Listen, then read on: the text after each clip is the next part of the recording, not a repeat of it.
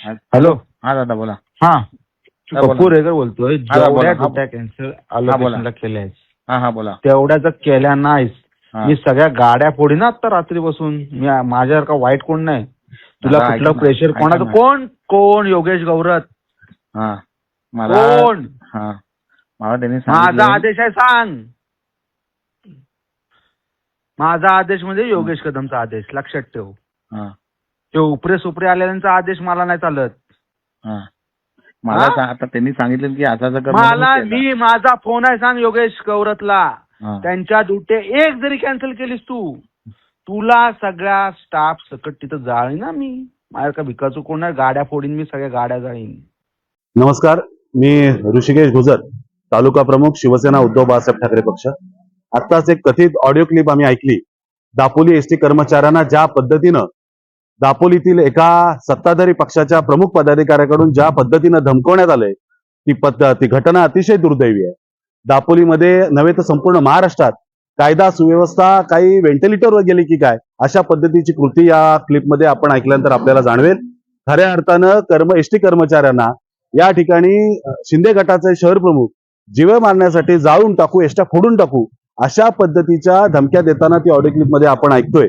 खरं तर या ठिकाणी त्यांनी या ऑडिओ क्लिपमध्ये गृहराज्यमंत्री योगेश कदम यांचा देखील उल्लेख केलाय.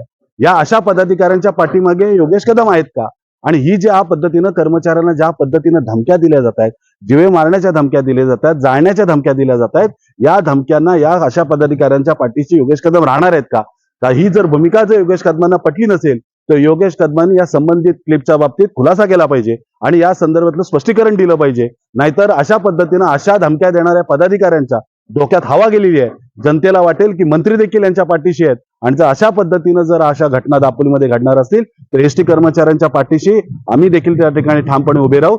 अनेक वेळा आम्ही देखील प्रशासनाला या ठिकाणी दाद मागण्यासाठी जातो, परंतु स्वतःच्या मर्यादा आपण पाळल्या पाहिजेत. एखाद्या कर्मचाऱ्याला कुठच्या भाषेत बोललं पाहिजे या पद्धतीचं भान आमच्यासारख्या राजकीय पुढाऱ्यांनी ठेवलं पाहिजे. लोकांना न्याय देणं तितकंच गरजेचं आहे, परंतु समोरच्या कर्मचाऱ्याला देखील त्याचा मानसन्मान राखला पाहिजे. अशा पद्धतीची भूमिका राजकीय नेत्यांनी घेतली पाहिजे. परंतु ज्या पद्धतीनं त्या क्लिपमध्ये एसटी कर्मचाऱ्यांना जाळून टाकू, गाड्या फोडून टाकू आणि परत त्याच्या पुढे असं म्हटलं गेलंय इथंच आम्ही थांबणार नाही, उद्या मंत्र्यांच्या समोर देखील अशी भूमिका मांडायची ना तर तिथे देखील आम्ही तमाशा करू. म्हणजे मंत्र्यांना देखील जुमानण्याची भूमिका पदाधिकाऱ्यांची नाही. इतकी डोक्यात त्यांच्या सत्तेची नशा गेले. दापोलीकरांमध्ये या बाबतीत प्रचंड तीव्र भावना आहेत. आम्ही शिवसेना उद्धव बाळासाहेब ठाकरे पक्षाच्या वतीनं जे या ठिकाणी एसटी कर्मचारी आहेत त्यांच्या पाठीशी आम्ही ठामपणे उभे राहू.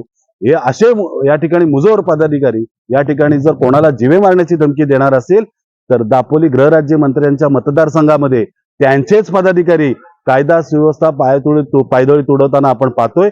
आम्ही या शिवसेना उद्धव बाळासाहेब ठाकरे पक्षाच्या वतीने या ठिकाणी कडक कारवाई झाली पाहिजे आणि त्या एसटी कर्मचाऱ्यांच्या मनामध्ये भय निर्माण झालं असेल तर गृहराज्यमंत्र्यांनी त्या बाबतीत स्पष्टीकरण दिलं पाहिजे आणि अशा पदाधिकाऱ्यावर कारवाई केली पाहिजे. या क्लिपमध्ये अजून एक गोष्टीचा उल्लेख आहे की माझा आदेश म्हणजे योगेश कदमचा आदेश.